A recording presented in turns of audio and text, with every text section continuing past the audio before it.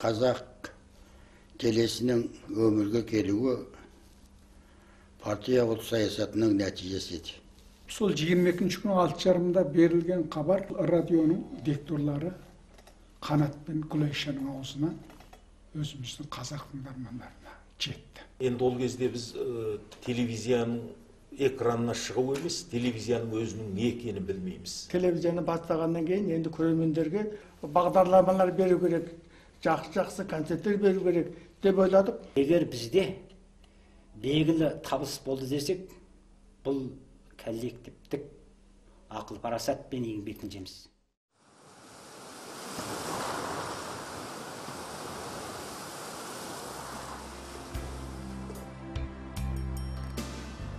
Адамның өмірінде қуаныш, шаттық дегендер мың бір түрлі санап тауысқысыз мол болатын шығар. Бірақ сол қуаныш екеш қуаныштардың да ұмытылып кететіндері көп-ақ қой. Қайсы бірі дәйімге есте тұрады дейсіз. Ал ұмытылмайтын қуаныш ол нағыз бақыт емес пе еді? Сондай бақыттың бірі біздің Жүнгөдегі қазаққа алдыңғы ғасырдың 85-ші жылы бұйырып еді. 1985 жылдың 22-ші қыркүйегі мынау алып дүниенің бетінде қандай кереметтер болып жатты, кім білсін.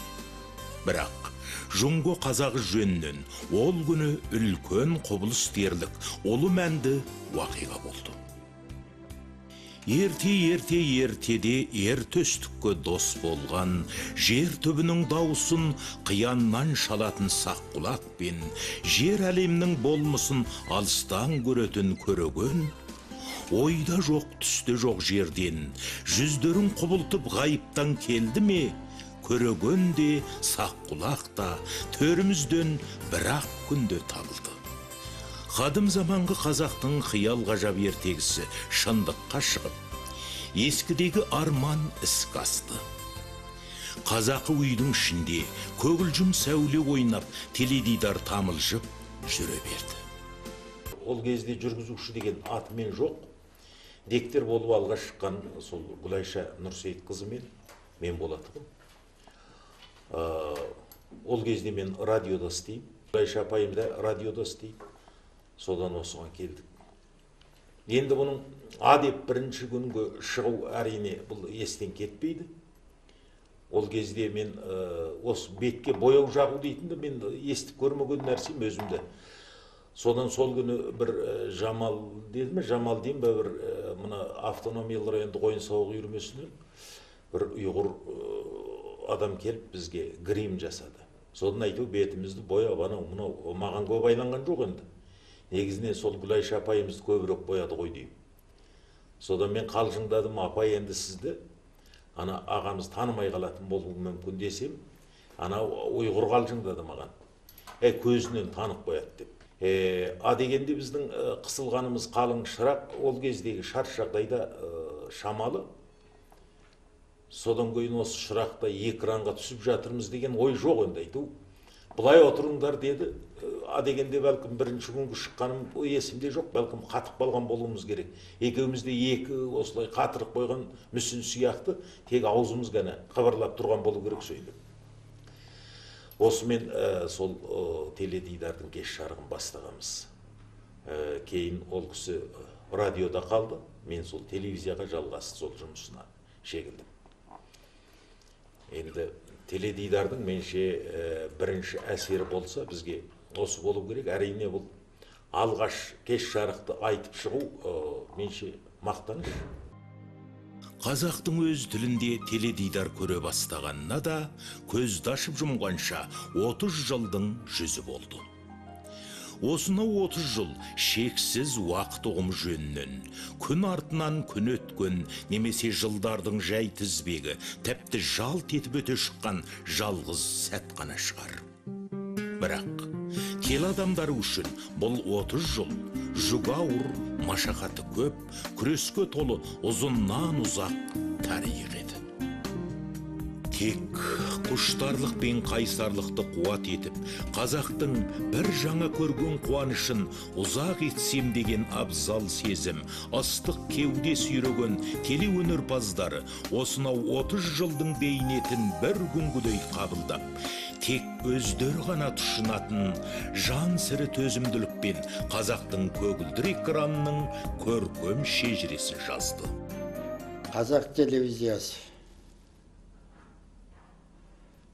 төрттілігі түгел ішпен сыртқа танылған, халықтың қалауынан шыққан, партияның атайлап алда жүрген үгіт құралдарының бірі болып 30 жылды басына кешірді. 30 жылдың ішінде алғашында 8 адамнан басталды дедік. Кейін 90 адамдық үлкен қосым болды. Сайып келгенде қазақ телесінің өмірге келуі партия ұлт саясатының нәтижесі еді. Шинжаңда 1,5 миллионға жуық қазақ жасайды. Олар партияның саясатынан, өмірдегі жаңалықтардан игіліктенуі хақылы. Қазақша телевизияны ашу жөнінде, басқару жөнінде пікір автономиялы райондағы басшы жолдастардың пікірі. Не болмаса қоғамдағы зиялы қауымның аңыз. Тіпті болмаған уақытта да сол салат істеп жатқан аз санды қызметкерлердің талабы емес. Бұл тұста Шинжаңдағы қазақ халқының көкейтесті арман талабы деді. Ең шешуші кезеңде жоспарлаушы да, ұйымдастырушы да, тиянақтандырушы да болған сол кезде автономиялы райондық парткомның идеологияға қызметіне жауапты шуши Жәнәбіл Жолдас. Және сол кезде үкіметтің қазынаға жауапты болған орынбасар төрағасы Қыдырбай Жолдас. Партия мен халық осы екі басшыға құқық ұстапты. Екі басшы да партия мен халық берген құқықты халықтың игілікті ісіне істете білді. Мұны партия, өкімет қолдады, халық разы болды.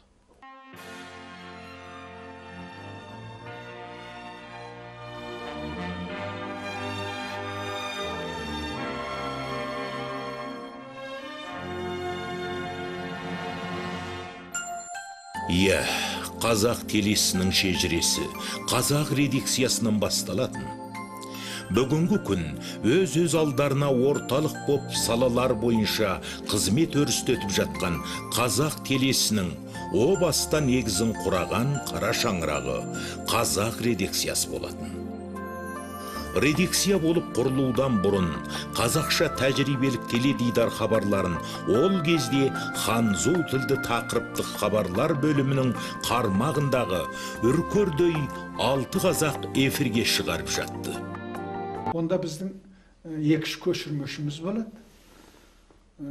Қансушадан қағазға көшіріп, жаңағы тыңдап отырып көшіреді. Мәселен, мейлі хабар болсын, мейлі ана орталықтың мемлекеттік халықаралық хабары болсын, бәрін тыңдап отырып көшіреді. Жүйеден орталық телевизиясының, сондай-ақ Шинжаң телевизиясының бір апталық маңызды хабарларын таңдап аударып, әр жексенбі сайын жинақ хабар етіп көрсетіп келді. 1987 жылы шілдеде қазақ редакциясы құрылды. Бұған дейін тәжірибе ретінде эфирге шығып келген қазақ телехабарлары сынақтан сәтті өтті де 1987 жылы 12 қазаннан бастап сенбі сайын 2 сағат уақытпен ресми бағдарлама тарата бастады. Ол кезде Бұқарадан да сұраныс көбейді, Басшылықта да қуызау көбейді. Біздің жаңағы жұмысымызға талаптар да қойыла бастады. Жалпы қазір жағдайын алған уақытта ол кезде біздің жағдайымыз анша тәуір емес. Штат 16 болғанменен бұл біз үшін айтқан уақытта жаңа кәсіп. Біз ол кезде аптасына 2 уақыт береміз. Бұрын сынақ ретінде бір ғана күн сенбі күні 2,5 сағат уақыт болса, енді қазақ редакциясы болғанда ол 2 күнге өзгерді. Сәрсенбі және сенбі.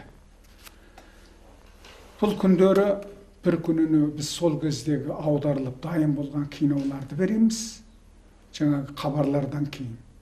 Енді біреуіне арнаулы хабарларды аударып береміз. Шинжаң телевизиясы 1986 жылдан бастап еліміздің хабар байланыс жер серігіне Мейшуандағы жер бетінен жеткізіп қабылдау станциясы арқылы жалғасып, телехабарларын трансформдерінің көмегімен ұйғыр ханзу тілдеріндегі хабарларды эфирге кезек-кезек жөнелте бастаған. 1989 жылдың 20 ақпан қазақ теледидары жалға алынған трансформдердің көмегіне жүгініп, бағдарламаларды жер серіктік жеткізу техникасымен әуе кеңістігіне шығаруға қол жетті. Қазақ теледидары тұсау кесілген баладай өз аяғымен жүруге талпынып, туысқан арналардың әуе кеңістігіне мәңгесіп ұшқасуын аяқтап, өз алдына дербес арна еншіледі. Жағымды жаңалықтың соңы бұл ғана емес. Әрине, қазақ телеарнасы біртіндеп қалыптасып, күн сайын өсіп жетілудің жолын үздіксіз басты. 87 жылы наурыз күні, наурызға барамыз деп тұрған кезде телефон келіп, ой, сен мына Жулюмфу қазынаға жауапты адамыңды ертіп, менің кеңсеме келіңдер. Мына қазақ телевизиясы жөнінде ақылдасамыз деді. Жу фамилиялы бір пұлтайжан бар еді қара. Соны шақыртып келді, Зейноллаға айтып, сен соны шақырып ертіп кел менің қасыма. Деп ертіп келіп, өкіметке шақырып келіп, мен онымен сөйлестім. Жулюмфу жолдастан сұрады, сіздер не үшін әптесіне 2 күн, 3 күн деп жазасыздар? Бұл қалай жағдай деп сөйтті. Бірі штат кем, екінші бірі аппарат кем, үшінші бірі осылардың бәрін істететін расқұт кем, деді. Докладтарына қайта жазыңдар, 7-ші оқылдығы қатсам, мен ona 5-інде жеңшіл бүнгенде жатам, сол жерге екеуің барыңдар, мен екеуіңді сөзден күтіп аламын деп сөйтті. Сонымен Зейнолланы мен Бейжіңге ертіп барып, алды менен Сайжың буменен сөйлестік. Нөмірлік істерге жауапты Сыжан бар екен, сол көсі Қыдырбай ақсақалды қабылдады. Шинжаң телевизиясының қазақша бағдарламасы үшін ақша сұрап бердім. Сіздерден сөйтті. Қазір расқұт өте қыс. Бірақ отчет жыл ақырындағы отчет жүргізіп жатыр. 87 жылдың отчеты. Осы отчеттің ішінде шешуге болар ма екен, біз ақылдасып көрейік деді. Сонымен солардың айтқаны бойынша әсілінде жазғаны 2 миллион болатұғын, 2 миллион 300 мың болып бекітілді бұл. Соны естігенде Қазанмен өресінен барған қалың әуелі жігіттер Чулжаңдан қой ақсақал болды деп әгілдетіп қуанғанына айғайлап жерді.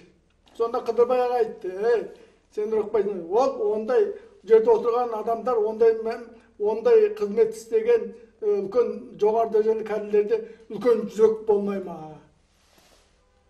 деген қыдағанның осы есімде. Әуелі компартияның кемеңгер ұлттық саясатының содан соң ұлт мәдениеті мен өнеріне жауапты ел ағаларының ерлікке барабар көмегінің арқасында өмірге көз ашқан қазақ телеарнасы ресми бағдарлама таратуға көшкен соң адам күшіне қажеттілігі қабаға тартты. Жаңадан туындаған осы қажеттілік жайымен автономиялы район басшылары бауырлас мекемелерден қатысты қызметкерлерді теле ісі үшін ауыстырып әкелумен қатар, жаңа ғана оқу тауысқан студенттерді топ-тобымен жұмысқа шақырып, редакция құрамын бірден 90 адаммен толтырып, қазақ редакциясын бір таңда үлкен ұжым етіп ұлғайтып жіберді. Жолдастар, достар, 1989 жылы 1 апрелден бастап Шинжаң телевизиясының бұрынғы аптасына бір күн берілетін қазақша программалары бір мезетті құлшыну арқылы бірте-бірте әр күні берілуге өзгертілді. Сонымен бірге әр күні жасанды серік арқылы қазақша телевизия программаларын бүкіл Шинжаңға таратады. Бұл бүкіл Шинжаңдағы 1 миллионнан астам қазақ халқының ұзақ уақыттан бері күткен үмітінің іске асқандығын түсіндіреді. Қазақ көрермендер бүгіннен бастап орталық телевизиясының мемлекеттік халықаралық хабарларын, Шинжаң телевизиясының Шинжаң хабарларын және алуан тақырыптағы арнаулы программалар мен концерт программаларын өз тілінде көре алатын болады. Бұл ұлан байтақ осы өңірдегі қазақ халқын партия орталық комитетінің, автономиялы райондық партия комитеті мен халық өкіметінің бақыт саясаттарынан, еліміздің іш сыртындағы ірі жаңалықтардан дер кезінде хабар таптыруда, түрлі информациялар мен қамдауда төтенше келелі рөл атқарады. 1989 жылы 1 сәуірден бастап қазақ теледидары әуе кеңістігіне күн сайын бағдарлама тарату бақытына қол жеткізді. Бұл бақыттың бодауы, тауқыметі де тауда еді. Күн сайын 2,5 сағат бағдарлама тарату, айтуға оңай қуанышты жаңалық болғанымен, оның ар жағында тілмен айтып жеткізу мүмкін емес қарбаластық, жан алып жан бергендей арпалыс жатты. Содан бері сенбі, жексенбі, мереке мейрам, күндіз түн деген ұғымдар қазақ теле адамдары үшін бар мен жоқтың арасындағы қол жетпес арман дүниедей болып кетті. Көгілдір кештің эфирі, көгілдір экранды толтырудың азап тозабы шаш етектен келді. Сонымен редакция қызметкерлері орталық телевизияның ақпараттық хабарларынан тыс таңдаулы тақырыптық бағдарламаларын бас алмай аударып, лай теңіз телеберілімдер тәржімалап, теле арна қорына сол уақыттың талабы мен талғамына сай толып жатқан олжалар салды. Тілшілер группамыз болды біздің. Қадағалаушыларымыз дыбыс кіргізетін осының бәрі бір топ болып жұмыс жасады. Аудармашыларымыздың өзі 2 шағын топ болып жұмыс жасады. Біреуі хабарлар, жаңалық хабарлар, енді біреуі арнаулы хабарлар бойынша жүргіздік. Ол кезде біз енді мүмкіндігінше халқымыз үшін, тыңдармандарымыз үшін көптеген жаңа нәрселерді, олар қызығат нәрселерді, олардың мына рухани сұраныс, мәдени сұранысын қанағаттандыру жағында жұмыс істесек деп тырыстық. 1997 жылы маусым айында телехабарлар жасанды серікке арналар бойынша шығарылатын күнге жетіп, қазақ телеарнасы үшін де жер серіктің бір құлағы жекелеп бөліп берілді. Содан бері қарай 3-ші арна атын еленген қазақтың жер серіктік көгілдір экраны эфирге шығатын күн сайынғы телевизиялық хабарлар көлемін тәулігіне алғашқы 2,5 сағаттан 7 сағат, соңыра бүгінгі 18 сағатқа дейін жеткізді. Жаңағындай көп салалы жұмыстың бәрін бір ошақта қайнаттық барлық шаруаларды. Адамдарымыз да сол бір ауыздан шыққан жаңағы қазақ тіліндегі бағдарламалар үшін бәрі де жұмыс жасады, өте белсенді істеді, тырысып істеді, бәрі өздерінің бойындағы білімін де, өнерін де осы салаға арнады, жұмсады.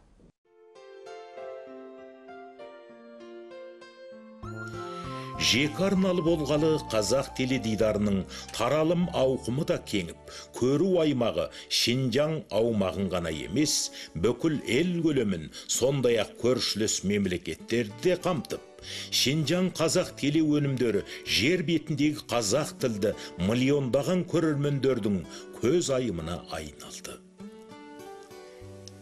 Қазақ жұртшылығының күн сайын ұлғайған арманы мен тілегін орындауды өздеріне аманат санаған, сан сынақтан сүрінбей өткен қазақ ақпаратшылары, ұйғыр телешеберлерімен бірге елге орталықтың үнін көмбөгін жеткізуге бел байлап, 1999 жылы 1 қыркүйектен бастап мемлекеттік халықаралық хабарларды көрермендермен көмбөгін жүздестірудей ауыр міндетті мойындарын алды. Ақпарат ағынын көмбөгін аударып беру үлкен жетістік қана емес, адам айса нанғысыз құбылыс еді. Бұлайғы жұрт кешкі шайына отырғанда редакция қызметкерлері бұрылуға мұршасы болмай қағазға қадалып, орындығында тапжылмастан отырып қалар еді. Аталған қосын 30 жылдан бері келе жатқан әйгілі бағдарлама «Хайванаттар дүниесі» бүгінгі нұсқасы адам және табиғат айдарын, жәнесінде ағым жаңалықтары, ой толғауы, ғалам ғажайыптары, әлем апталығы, нақжазбалар, ауқаттану жолы сияқты тұрақты бағдарламаларды да үзбей аударып, қазақ жұртын өз үйі өлең төсегінде әлемнің ойы мен қырына қыдыртып отыр.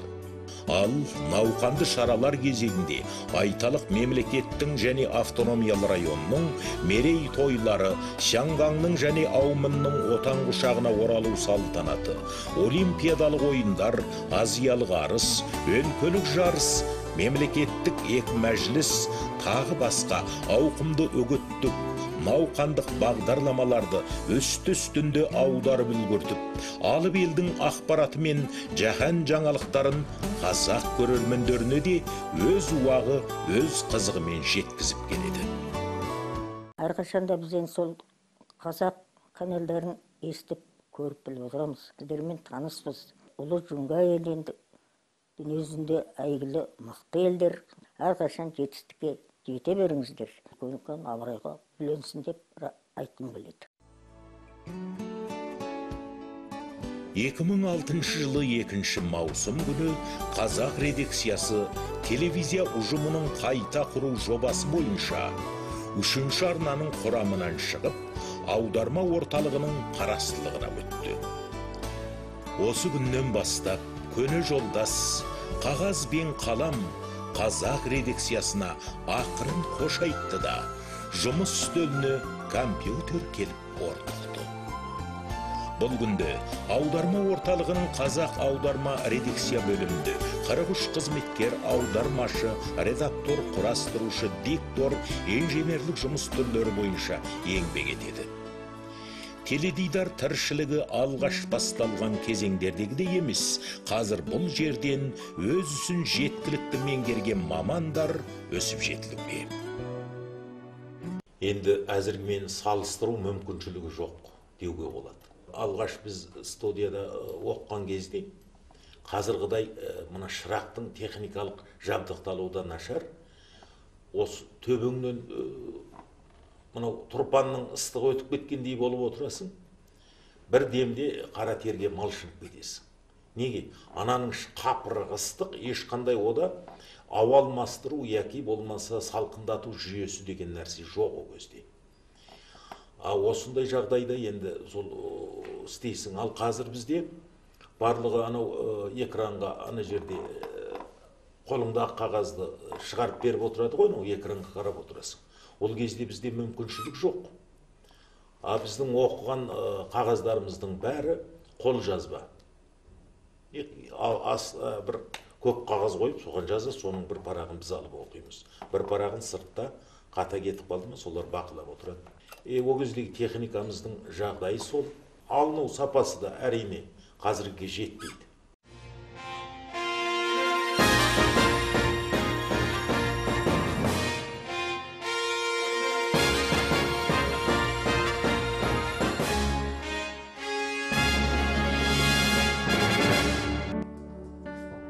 Өңірлік дамудың жеделдеуімен Шинжаң телевизиясы, Шинжаң хабарларының өлкөміздегі әр ұлт халқының саяси өмірінде жетекші мән алатын күн өткен сайын танып, қайта құру жобасының алғашқы мезгілінде, яғни 2000 жылы ақпарат орталығын құрып, үш тілдегі Шинжаң хабар бағдарламасын бірыңғай меңгеруге алды.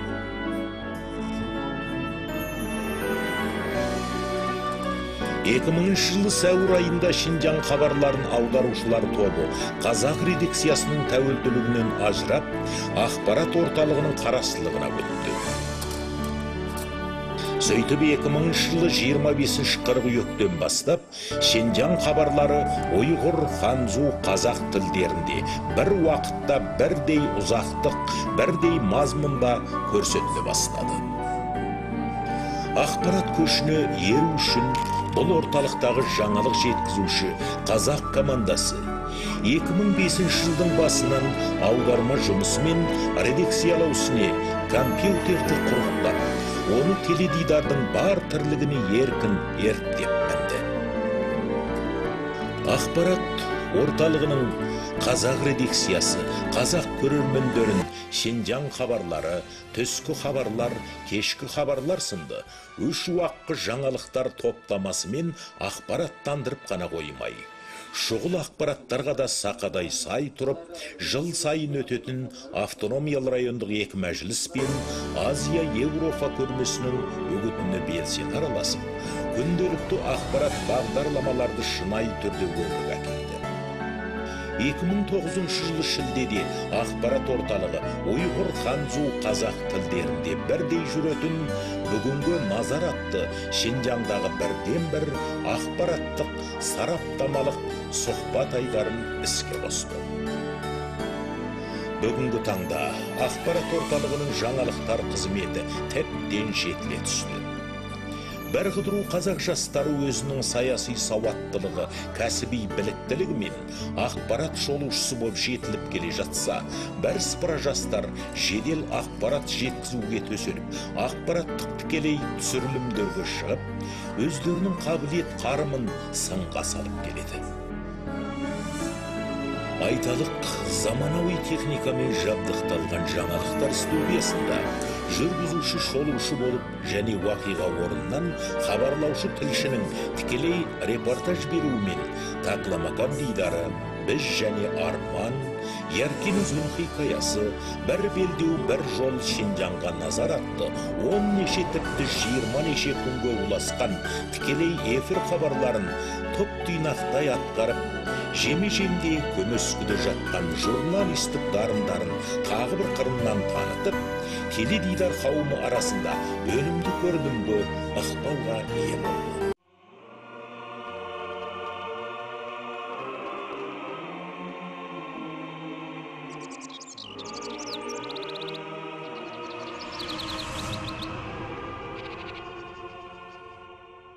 Бүгінде барлық фильм жанрларын ұсынып отырған үшінші арнаның эфирін толтыруда теле көрсетілімдерінің елеулі үлесін, яғни бір күндік эфир кестесінің 7 сағатын кино, фильмдер мен телетеатрлар құрап отырғаны ақиқат. Бұл үшін Шинжаң телекино аудару орталығының қазақ бөлімі күніне 2 серия жаңа телетеатрын алғашқы көрсетілімге шығарса, күндізгі телехикаялар уақытында мұрағат қорынан тағы да 7 бөлім телефильм қайталауда көрсетіледі. Ал осынау дыбыс шеберлері сонымен бірге қазақ тіліндегі келесі бір телеарна 8-ші арнаның эфир кеңістігінде жалпы 13 серия көлемінде күніне 9,5 сағаттық кино және телефильмдермен молынан қамдап отыр.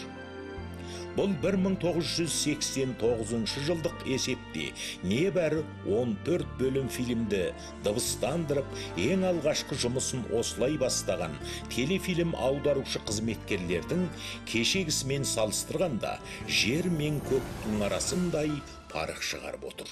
Мен Шинжаң телевизиясының осы қазақша телефильм аудару бөліміне енді біз келген тұста енді ғана құрылған екен. 1988 жылдың соңында келдім. Яғни желтоқсан айында. Мен дыбыс актерлерінен бірінші болып келген мен болдым.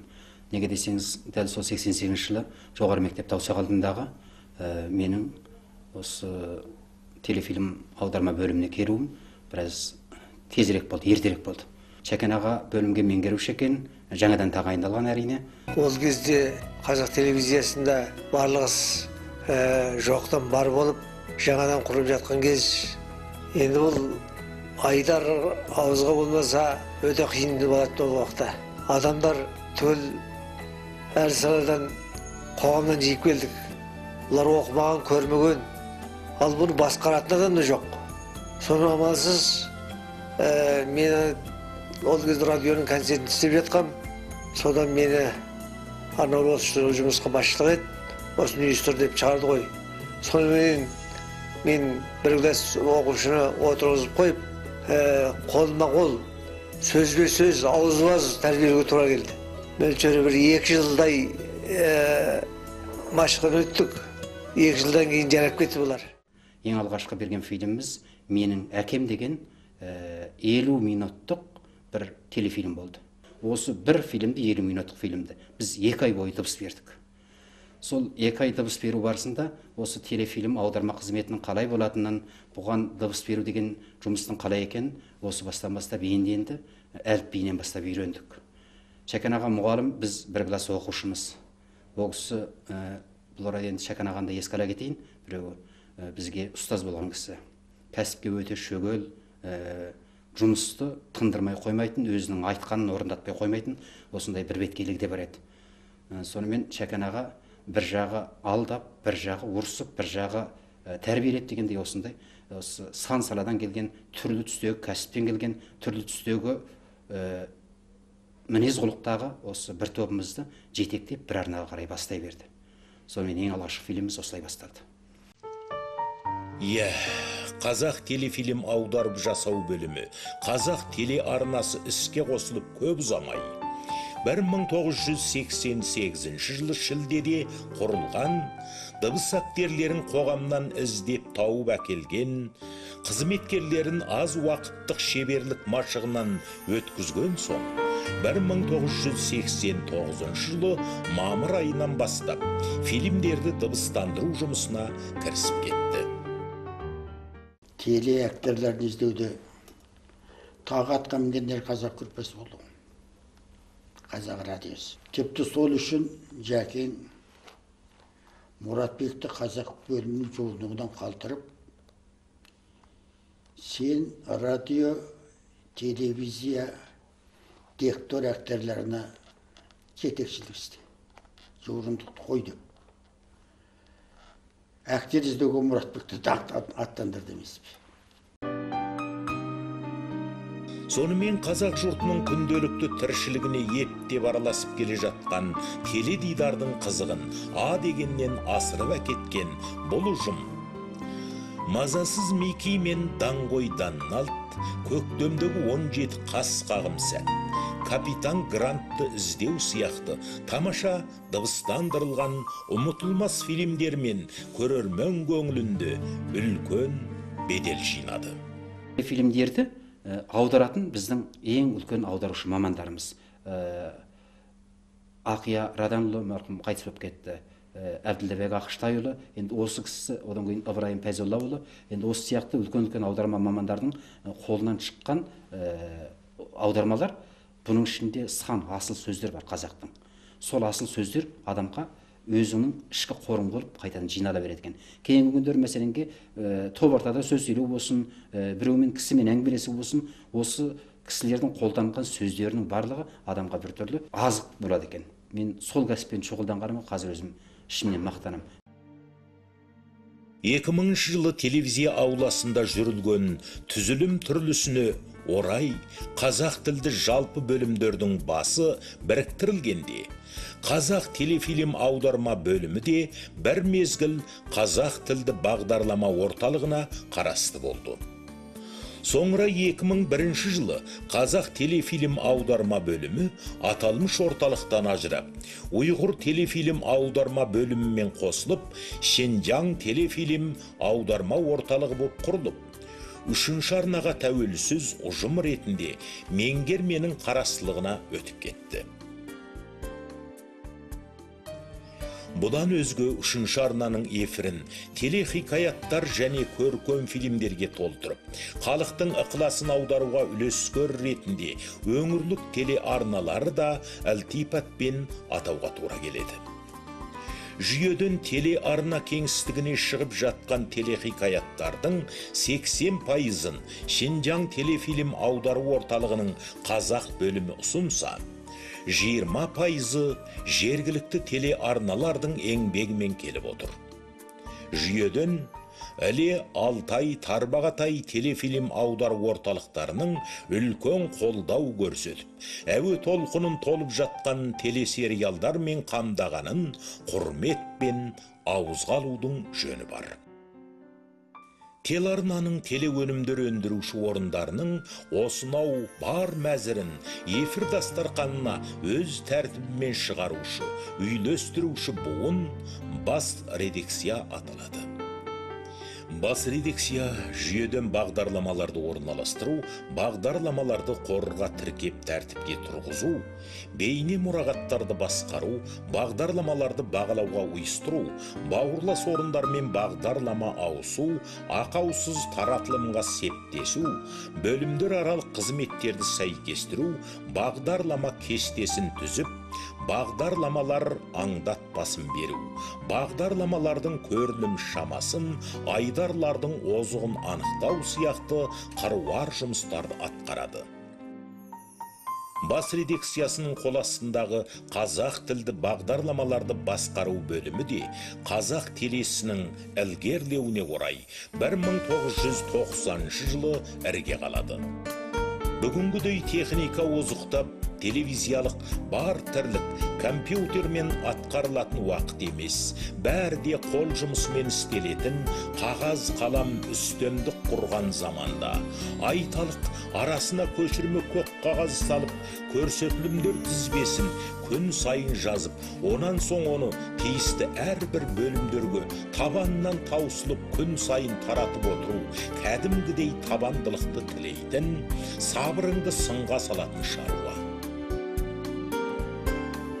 Көрер көзге қиындықсыз майда шүйді көрінетін, бірақ бейнеті ашты осынау көдедей көп шаруаларды тындырудың сыртында мұндағы қазақ қыз ұлдары бір апталық бағдарламалар жайынан аңдатпа беретін арна арқауы айдары мен мерейлі күндерге орай адамдардың өзара құттықтау тілектерін жеткізетін көңіл ашар сипатты бағдарлама ақ тілек айдарын біраз жылға дейін жүргізіп келді. Жалпы алғанда бас редакция телевизия басшылығы мен телешығармашылық шептерін өзара жалғас тұратын дәнекер буын. Бас редакция секілді техника мен қамдау бөлімі де күллі телеөнімін дайындаушы тарауларға тілдерді алаламай ортақ қызмет көрсететін буын. Телеарна болғалы, бұл бөлім ұйғыр ханзу қазақ тілді бағдарламалардың қажетінен бірдей табылып, теле бағдарламаларды түсіру, құрастыру ісіне техникалық жақтан кепілдік етумен келеді. Теле түсірілімдерді техникамен қамту ісінің саласында бүгінде өз кәсіптестерінің үлкен білгірлеріне айналған заты қазақ дыбыс инженерлері, бейне инженерлері, жарық жобалаушылар, тағы да басқа техникалық қызметкерлер біреу болса да бірегей маман ретінде танымалдылықпен жұмыс істеп келеді. Рас, теледидар туралы әспеттеп, көгілдір сәуле, көгілдір экран деп сөз саптап жатамыз. Ал 30 жылдың алдындағы теледидар көгілдір шұғыла тарайтын түрлі түсті теледидар емес, ақ-қара кескінді теледидар болатын. Ол заманда техника тапшы, жабдық жетімсіз еді. Бұл күні телевизия техникасында көп орталы мультимедиялық технология, болжалды студия, электронды медиа мұрағат дегендер қолданысқа еніп, теле адамдары үшін көзге үйір дүниеге айналды. Ол кезде қазақ телеарнасына бөлінген аппарат аз, оның кейін істейтін біздің азаматтарымызды да аз. Ең алғашқы жыл болғандығы үшін көптеген қиыншылықтарды бастан кешірдік. Ол кезде ақындар айтыстары болып жатады аймақтардың. Сол кездерде әзіргі сияқты 3-4 оператор, 3-4 камерамен барып, оны әрбірінен түсіріп алатындай, ондай бізде аспапта азаматтарымызда кемшілдеу. Сол үшін сол кезде біз бір аппаратпенен бір режиссер, бір дыбыс операторы, бір оператор болып, кешкен оператор болып, осындай 2-3 жігіт барып, сол күн, 3 күн, 3 түн жалғасатын ақындар айтысын бір камерамен түсіріп алып келетін жағдайлар болды. Оны енді әзіргі сияқты оны компьютерде әр жақтан түгел қолайлылық жоқ.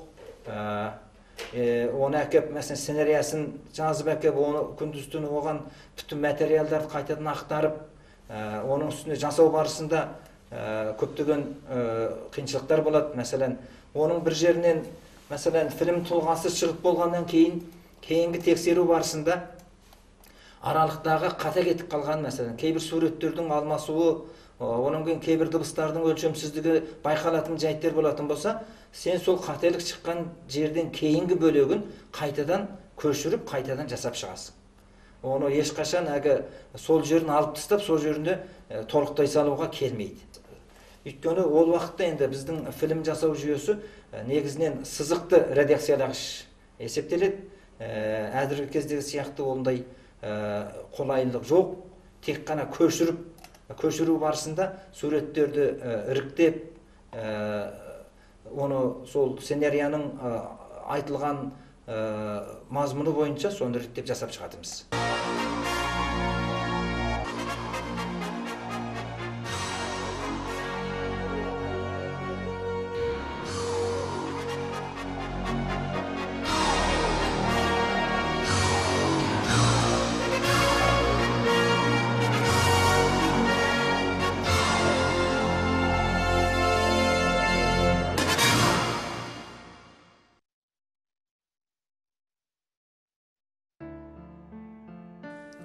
Отыз жылдың алдында дыбыс жазу, бейне жазу, тележазбаларды құрастыру, эфирлік тарату құрылғылары түрлі форматтарды бастан кешіп, талай технологияларды көнертті.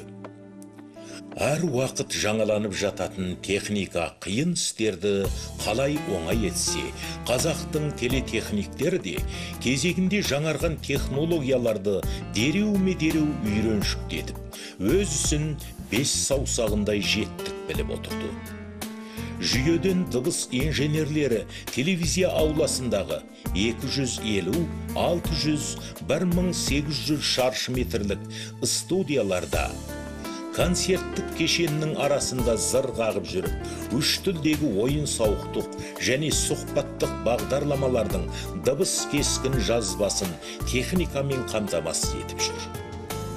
Сол сияқты студиялық және далалық түсірілімді, яғни жер серіктік қондырғысы бар 12 камералы жылжымалы телевизиялық студияда істейтін қазақтың бейне инженерлер де кез келген техникалық мәселені жаңғақтай шағып, қабілет қуатының артықтығымен әр кәсіптестерінің құрметіне бөленіп отыр. Техникалық жабдық жағынан қазір мен салыстыру мүлде мүмкін емес. Ойлауға да келмейді. Сол кездегі біздің бейне таспа жазатын таспамыздың өзі қазіргі бір камера. Қазіргі камера тіпті одан да кіші болу керек. Ал біздің қазақтың азаматтары ол кезде техниканың анау төгінің қай жерін ашып жабады, соның өзін меңгерудің өзі бір нәрсе. Арнаулы оқып келген бір адам жоқ. Тек қана Зейнолла Шәкәрбай деген кісі соның алдында Бейжің қазіргі мынау медиа университеті, ол кезде Бейжің радио институты осыдан оқып, ана орталық телевизияда біраз істеп, содан келген. Бірақ ол кісінің көтеретініне 16 дюймдық кино аппарат, бұлай бұрап тартатын. Және мына телекамерасы емес. Енді осындай жағдайдан қазіргі біздің азаматтарымыздың жетуі менше оңай шаруа емес. Әзір мәселен біздегі 250-дей қазақтың ұл-қыздары бар. Кезінде осы 14 адаммен ғана шаңырақ көтергенбіз. Ал осы 250-дей қазақ ұл-қыздары қазір қандай бір күрделі үлкен сауық кештер болсын, мейлі далада, мейлі қалада болсын, барлығын алып түсіріп, жасап дайындауға барлығының қабілеті жетіп тұр. Менше, міне бұл даму. Қазақ телетехниктері шоғырлы еңбек етіп жатқан кезекті бір орын эфирлік қызмет орталығы. Тарихқа айналған 30 жыл бұл орталыққа да талай із салды. Бір телемұнараға 3 тіл бірдей жармасып, кезекпе-кезек бағдарлама таратқан, техникалық құрал жабдықтарды қол күшімен жұмысқа шеккен, хабар таратқыш антеннасының таратқыш қуаты қала маңынан ұзамайтын салбыр күндер келмеске кетіп, аталған орталыққа да сан таңбалық ұшқыр техниканың заманы келді. Сан таңбалық жоғары ажыратымды автоматты тарату жүйесінің қауіпсіздігі айқындығы жоғары. Бүгінгі таңда Шинжаң телевизиясы телебағдарламалар сапасын жоғарылатуды көздеп, баламалы аналогтық жүйесінен сан таңбалық эфирлік таралымға көшіп, жер серіктік арналарын бір тұтас жоғары тұнықтық HD жүйесіне көшірмекте.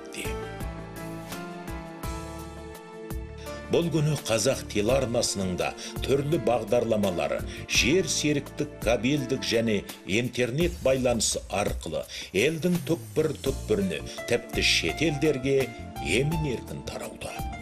Сол сияқты Шинжаң телевизиясының әкімшілігі, шаруашылық бөлімі, жарнамалық бөлімі, тіпті басқа туысқан телеарналарда маңдай тері мөлпілдеп төгіліп, қазақ атына мақтаныш әперіп жүрген қазақтың талай қарагөз ұл мен қызы көгілдір экранның ар жағында үнсіз түнсіз теле өнерінің суығына қарылып, отына жанып жүр. Айта берсек, 30 жылдың өзінде қазақ телесінің жетістігі аз емес. Асырып айтсақ, бүгінде 3 бірдей арна қазақ тілінде теле ұсынымдар өндіріп отыр.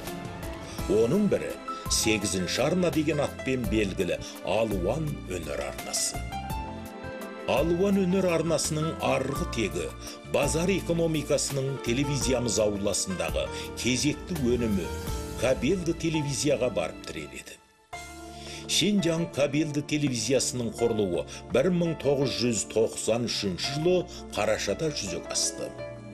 1994 жылдың наурыз айынан бастап қазақ тілінде бағдарлама көрсеткен кабелді телевизия 2001 жылы қыркүйекте Шинжаң телевизиясы, Шинжаң кабелді телевизиясы, Шинжаң экономика телевизиясы бірігіп, Шинжаң телевизиясы деп аталғанға дейінгі аралықтағы 8 жыл өз алдына бір әңгіме. Ол әңгіме арнаулы тақырыпта шертіле бермек. Ал қазақ тілді келесі бір арна жайына келсек, 2004 жылы Шинжаң телевизиясы балаларға арналған арна 12-ші арнаны іске қосты. Аталған арнада ұйғыр, ханзу, қазақ тілді бағдарламалар кезекпе-кезек эфирден көрсетіледі. Қазақ балдырғандарының көз айымына айналып қалған 12-ші арнаның кеңістіктегі кесімді уақытын татымды дүниелерге толтыруға ұмтылған мұндағы қазақ телеөнерпаздары жүйеден балаларды ойнап жүріп ойлауға үйрететін танымдық, спорттық, ойын-сауықтық бағдарламалар дайындайды.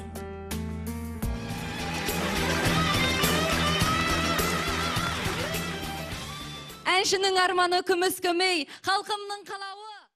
Осынау тұрақты айдарларды ұсынудың сыртында 12-ші арнадағы телеөнерпаздардың атсалысуымен 2014 жылы жыл бойы көрерменнің көз айымы болып, құлақтардың құрышын қандырған күміс көмей 1.600.000 қазақты көгілдір экран алдына тырп еткізбей қалай байласа, 2015 жылы Алтын жақ айыр көмей жас ақындардың Жезтаңдай атты телевизиялық жыр сайысы жұрттың жүрек отын солай жандырды. Аталған екі үздік бағдарламаның ізін суытпай, іле-шала өткен балдырғандардың ақындар айтысы, алтын саусақ атты күй сайысы, жас өскен қазақ баласының ақындыққа, домбыраға деген махаббатын өрттей лаулатып тағы да маздатып жіберді. Иә, 30 жыл бір адамның өмірімен өлшегенде аз уақыт емес. Күні кешегі көк өскен, жасыл өркен балауса, бүгін бұтағы 40 тармақталған, бір шүгі бүрлеп жапырағы жайқалған мәуелі бәйтерек болды. Туған теледидардың уғын шаншып, кешегі қазаққа бөтендеу теле өнер саласын алғаш игерген, қаншама жыл бойындағы білімін, күш-жігерін, уақытын аянбай жұмсап, телевизияның әрбір тарауы, әрбір мамандығында түрлі жанрдағы толып жатқан телеберілімдерін дайындаған аудармашы, редактор, оператор, тағы басқа салаларда жүрек қаның сарқыған қазақ теле ардагерлерінің алды зейнеткерлікке шығып отыр.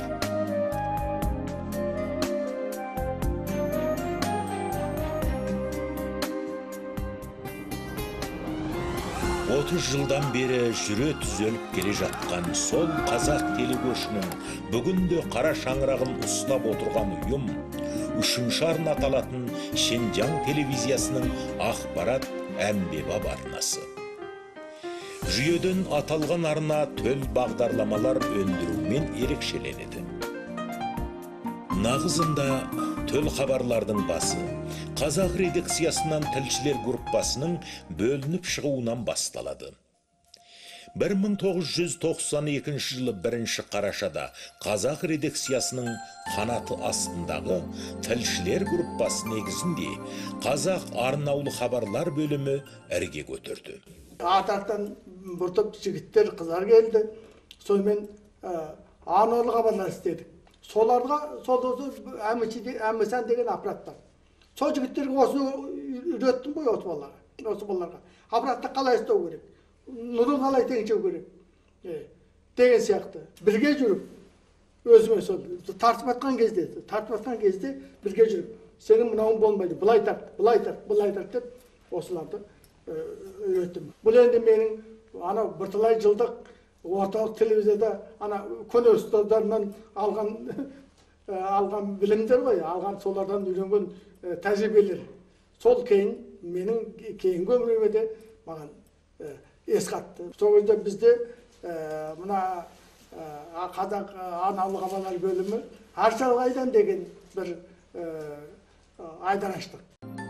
Еңбек тарихын телеарнауласында бастаған, көгілдір экран теориясы тұрғой, камера мен микрофонды тумысында көріп білмеген, көгөнгөз студенттерге бірден тележурналист болып еңбек ету, шыт жаңа өнердің салаларына кірігу, ол тұста сірәда оңай болған жоқ. Бір сан бағдарлама, бір хабар үшін артынып-тартынып бір шоғыр адам жүретін сол бір күндер ендігіде шындық емес, елес болып қалды. 1993 жылы желтоқсанның 18 жұлдызы қазақ арнаулы хабар бөлімі әр шалғайдан деген атпен көрерменге тұңғыш рет тұрақты бағдарлама ұсынды.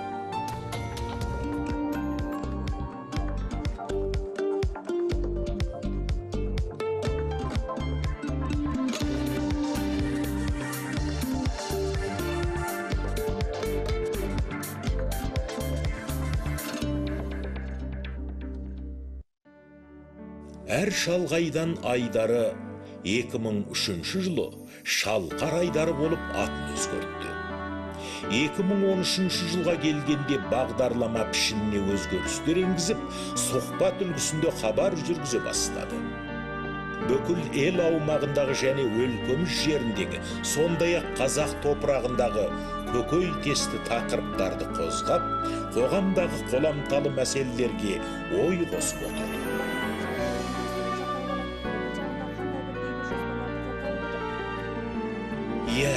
Еңбекшілдік және ізденгіштіктің арқасында бір кездегі көк жәшіктің құпиясынан бейхабар жас тірнектер бұл күнде тас түлектей түлеп, теледидар деген құдіреттің табиғатына бойлай бастады.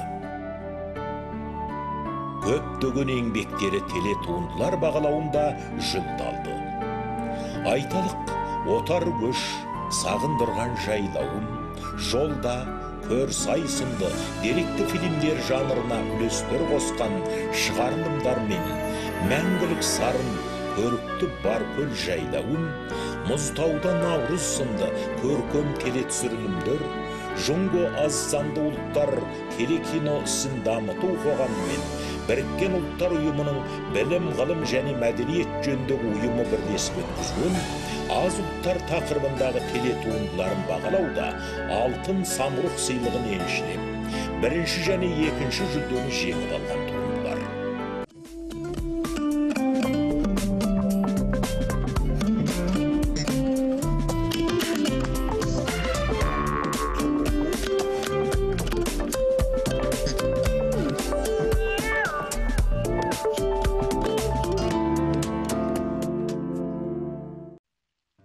Қазақ арнаулы хабарлар бөлімі санатынан соңыра шалқардың ізін басып, зерде ауыл аясында заң және мөрал сынды айдарлар өріпті. Зерді айдары әу баста ауыл аясында айдарының бір айдаршасы ретінде орталық телевизияның ауыл құстақ өндірісі мен ғылым техникаға қатысты хабарларын аударып беріп, малшы егінші қауымның санасына саңлау түсірді. 2000 жылдың мамыр айынан бастап ғылым және техника деген атпен дербес айдар болып бағдарлама ұсына бастады. 2002 жылы қаңтар айынан бастап айдар атын зерде деп өзгертті. Өнерге қанат қаққандар, денсаулық зорбайлық, хабар ошар, өнер өлкөсінде біліп алыңыз сияқты танымдық сауаттық бағдарламалар мен өз көрермендеріне қызмет етіп, жаңа техника және шетел тілін үйрету жақтарында көмекші рол атқарды. 2006 жылдан бері көрсетілімде жүрген Дастарқан айдаршасы ұлттық тағам, тамақ тарту дәстүрі, өзге ұлт тағамдарын әзірлеу жолдарын үйретумен әйгілі болса, ем шипа айдаршасы халқымыздың дәстүрлі шипа шөптерінің қасиетін көрермен санасына қайта салып отыр.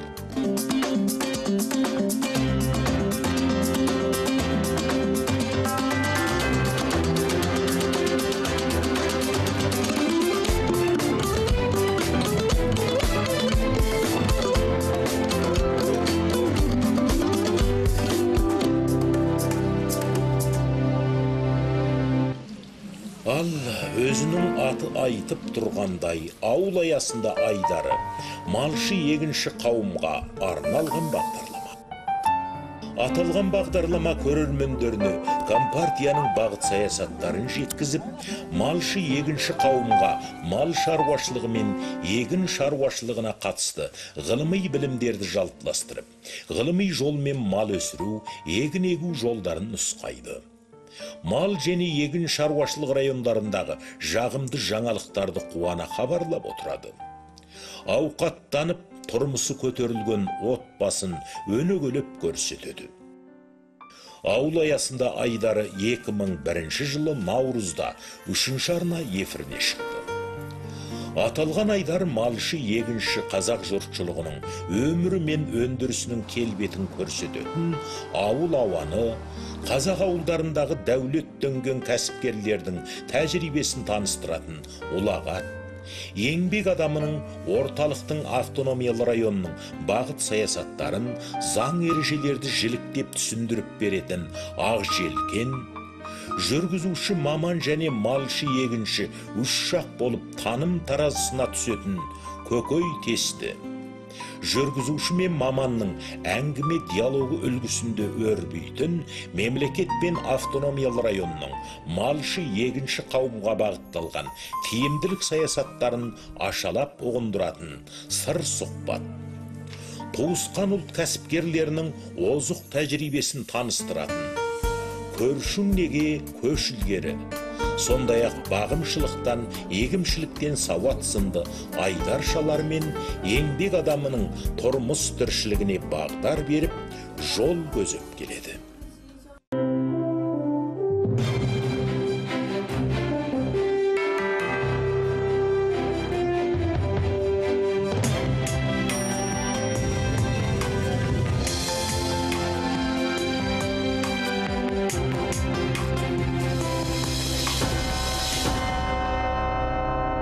Екі 2006 жылы қаңтар айынан бастап теле эфиріне көтерілген заң және мөрал айдары. Таразы, мөрал, заңнан сауат, аңыз хатқа жауап сияқты айдаршаларымен мал соңында атыз басында жүрген еңбек адамының көз аясын, заң сауатын аша түсіп, азаматтарды өз құқығын тани және қорғай білуге үйретіп, азаматтық дау-дамайларды сотқа жеткізбей, мүмкіндігінше көркем ақылақ өлшемдерімен бітімге және бірлікке шақырып жүр. Заң және мөрал тараптардың көкейінде шешілмей жүрген түйіндерге бағдар беріп, заңды шешімін табуға қол ұшын береді. Ауыл өмірінде орын алған заңсыздықтарға әділдіктің адырнасынан жебе тартып, адамгершіліктен аусай кеткендерді ар сотына салады. Сонымен бірге, өмірдегі өскелең жандардың ізгілікті ісін өнегелеп отырады. 2002 жылы қазақ бағдарлама орталығы болып, үшінші арнаның тағаны қаланған тұста қарастылығында қазақ редакциясы, әдебиет көркемөнер бөлімі, қоғам тәрбие бөлімі, сондай-ақ жалпылық істер кабинеті, техника кабинет сынды 5 бөлім еңбек атқарған. Телевизия ауласында жасалған құрылым реформасына сай, бөлімдер салалар бойынша орталықтарға қарап, қазақ редакциясы аударма орталығының бағыныштылығына кеткен соң, яғни 2010 жылдың басында, үшінші арна жөнінен ежелден бірі оң қанаты, бірі сол қанатындай болған қоғам тәрбие бөлімі мен әдебиет көркемөнер бөлімі де бірігіп, бір тұтас өндіріс ошағына айналды. Дей тұрғанмен, бұл екі сала әлі де бұрынғы базалары бойынша өз бағдар тақырыптары аясында өнім өндіріп келеді. Жүйеден рухани құндылықтар өндірумен айналысатын әдебиет көркемөнер бөлімінің тағанында бүгінде шарапат, білгенге маржан, жолаушы сынды жайдар бар. Әдебиет көркемөнер бөлімі де тарыдайдан таудай болып өсіп өркендеген мекеме. Ол алғаш Шинжаң телевизиясы, Ойғыр Ханзу қазақ әдебиет көркемөнер бөлімінің бір группасы еді. 1988 жылы музыка оқуын тауысып, телевизия қақпасынан кірген бір топ қазақ жастары әдебиет көркемөнер бөліміне жұмысқа тұрған еді. Олар туысқан ұлт әдебиет көркемөнер қызметкерлерінің іс тәжірибелерін, жұмыс істеу машығын зердеге тоқып, ірі ойын-сауықтық шараларды түсіруге араласа жүріп, ақыр соңында тәуелсіз жұмыс атқаруға қауқары, қабілет қарымы қаптал жететін әбжіл топ болып шыңдалды. 95-5-де әдебиет көркемөнер бөліміне бардым. Ол кезде әдебиет көркемөнер бөлім қазақ группасына қарасты тек бір ғана айдар бар екен, оның аты Шарапат болды. Осы бір айдар бойынша жұмыс жүріп жатыр екен. Мен келгенде бұл автономия районымыздың құрылғанының 40 жылдық сауық кешін жасау қарсаңына тура келді. Келесі осы жұмысқа араласып кеттім. Мен бұрын сауық кешті істеп көрмеген. Оның қалай істелетіндігін, оның сценариясын қалай жазатындығын бұрын істеп жүрген жолдастардан сұрап ұрыстым. Шәкен Қалиұлы да көптеген құнды нұсқаулар берді. Сонымен біз сауық кешке ең алдымен қандай ат қоямыз дегенде салтанатты сауық кеш, шаттық шексіз асқан күн деген ат қойып берді. Неге десек, бұл 1959 жылы Бейжіңнің Жунанхай Хойринтаң залында атақты ақын Лю Язы Маузудың төрағамен бірге Шинжаң әмбермесіндегі қазақ бишілердің айгөлек биін билегенде тебіреніп отырып жазған өлеңнің екі жолы деді. Рас сондай екен. Жағы бір жағы сол жолғы концертте Алтай аймақты ойын-сауық үйірмесі сол айгөлек биін қайта орындады. Кейін осы биге көрермендер жақсы баға берді. Мен осы әдебиет көркемөнер бөліміндегі жұмысымды, алғашқы жұмысымды өстіп тұңғыш рет сауық кешпен бастадым.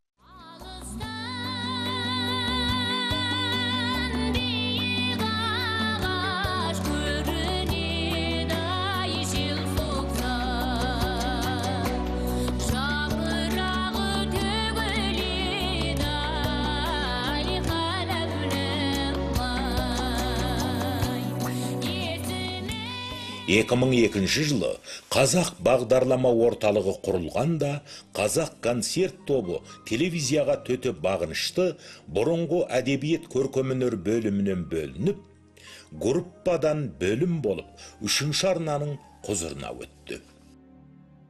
1989 жылдан бастап дербес түсіруші топ ретінде өнер сауық кештерін бейне жазбаға түсіріп, қазақтың ефір кеңістігін сазда өңге толтыра бастаған еңбекқор топ Наурыз мейрамы, Құрбан айт мерекесі, мемлекет күні, жаңа жыл, әйелдер күні, жастар күні, балалар күніне орай мерекелік түсірілімдер арнап, аудан, аймақ, автономиялы район мәртебелері бойынша жер-жерде жыл құрғамай өтіп жататын ұлан асыр ақындар айтысын дүбірін үздірмей өз дабырасымен жеткізіп, көркем нәтижелерге қол жеткізді.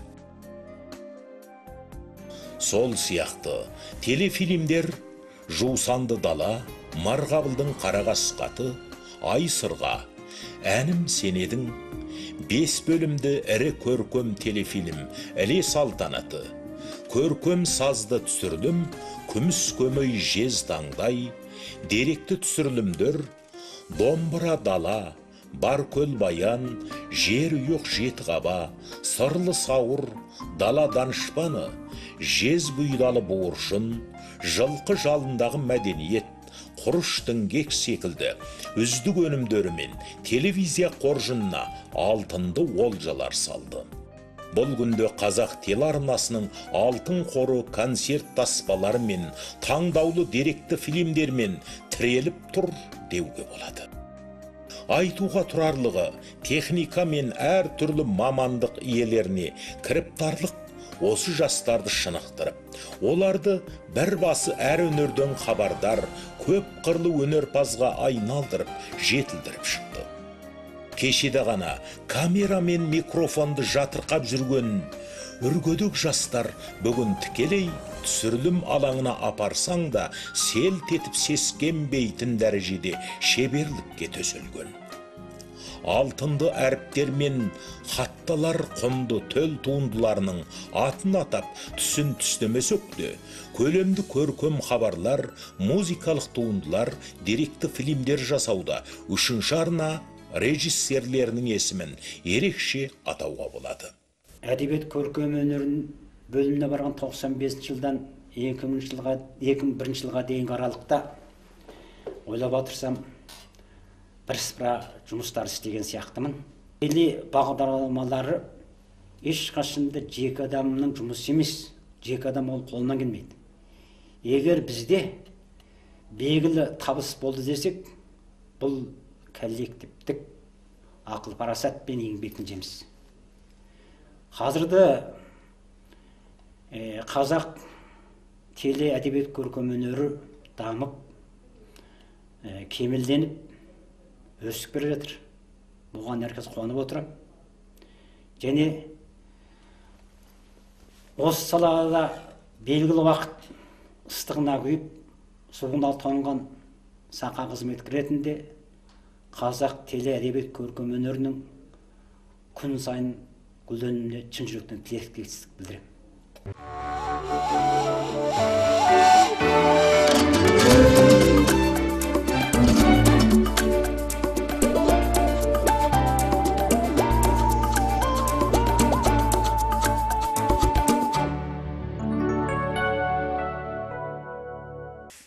Иә, телевизия онсыз да сүйіспеншілікпен келетін аула.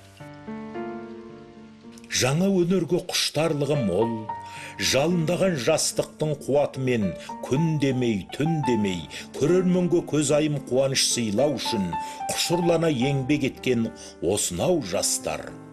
Өнер сауық бағдарламаларын ұсынудың сыртында 1990 жылдардан бері Шарапат, Балауса, Жас дәурен, Керуен сазы сынды 4 бірдей айдарды өмірге әкелді.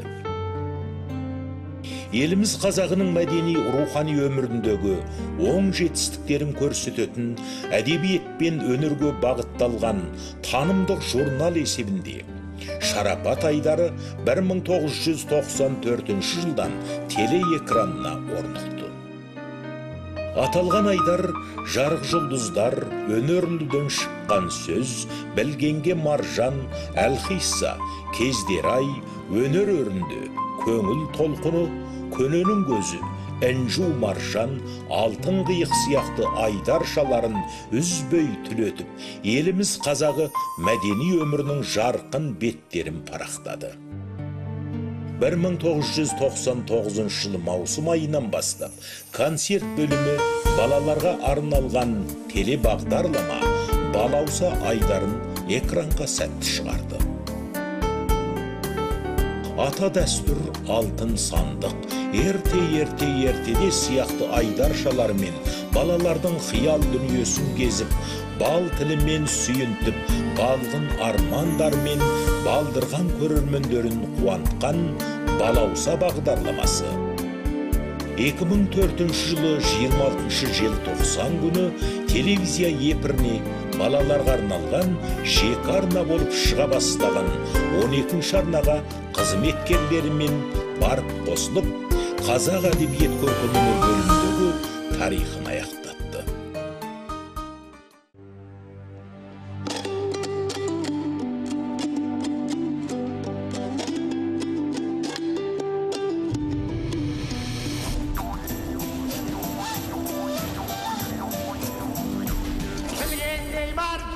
Bilmezke var can, nadanlar bahra valalmo.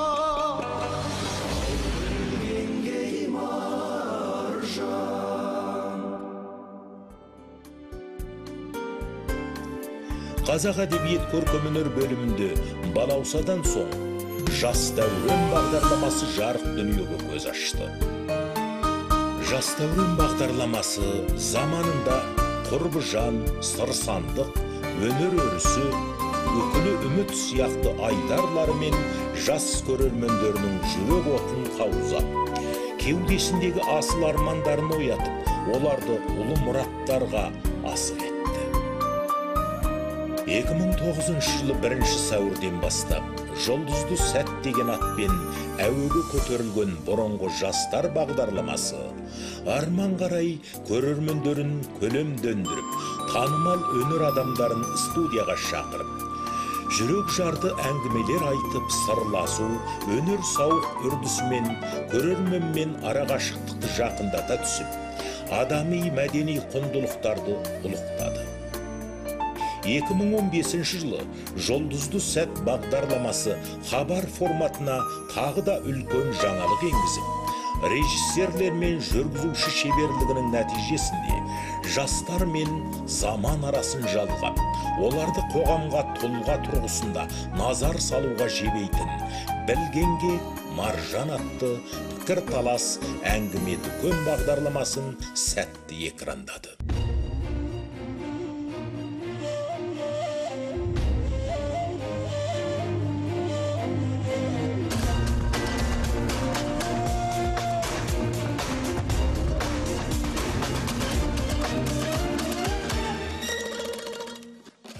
Өнердің мөлдір бұлақ көзі ешқашан бітелмеген. Ауыл өнерпаздарының кеудесін күмбірлеткен өнеріне өріс беріп, телевизия әйнегін көңілді сезімдерге, әгугай ән дәріғай күйлер мен көркемдігін, керуен сазы бағдарламасы концерт бөлімінің ел тілегін ескеріп, тілегеніне жеткізген кезекті бір бағдарламасы. Бағдарламаны елдің де өздерінің де көңіліне толатындай істеуге барын салған керуен сазы бағдарламасының режиссерлері ел іші өнер кеншін аралап жүріп, ой тауып, керуен сазының атын да затын да жаңа беталысқа қарай бұрып, бүгінгі көрерменнен үлкен сұраныс тауып, ауыл жұртшылығының жанымен үйлесім тапқан жолаушы айдарын іске қосып, ақ жолды бағдарлама болып, көгілдір экран көгінде жұлдыз жанып келеді. 30 жылдан бері үшінші арнада талай реформаның сынақтарынан өтті деуге болады. Біздің меңгермеге қарап кеткен телефильм аудару орталығы дейтіндегі қазақ тілінде телефильм аудару жұмысымен шұғылданып отырған бөлім, орталықтың программаларын аударып отырған қазақ редакция бөлімі де біздің осы үшінші арнаның қармағында болады. Анау ақпарат орталығына қарап кеткен, яғни Шинжаң хабарын аударатын бөлім де осы біздің үшінші арнаның қармағында болады. 7 төл айдарды жүргізу жұмысымен шұғылданып жатқан 60 адамның құрамы да бұрын 2 бөлімге қарайтын. Яғни бұрын бірі әдебиет көркемдер бөлімі, ал енді бірі қоғамдық тәрбие бөлімі болып жұмыс жасайтын. Енді осының барлығы сол реформаның жаңалық жасаудың себебінен қазір біздің үшінші арнада түрлі өзгерістер болып жатқанының айғағы деуге болады. Қазір енді біздің үшінші арнамызда 60-ға жуық қызметкер бар. Қазақ телеарнасының 30 жылдағы тағы бір жетістігі деп, оның толып жатқан қазақ жастарын теле өнеріне ынтықтырып, теле журналистика сынды мамандыққа ынталы етуі дер едік. Осы күні экран бетінде өзіндік леппен, көп қырлы өнерімен көз тойындырған жас жүргізуші журналистердің дені, сол өнерге жаны ынтығып, теле өнері бәйгесінен оза шауып келген жастар болатын. Жалпы қазақ телеарнасын жастықтың арнасы деуге де болады.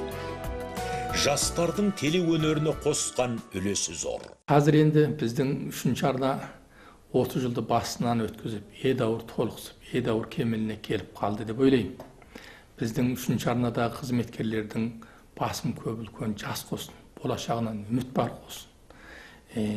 Осы бір жас қосынның алдағы жұмыс барысында бұдан да зор табысқа, бұдан да мол жеміске жететініне сенімім кәміл.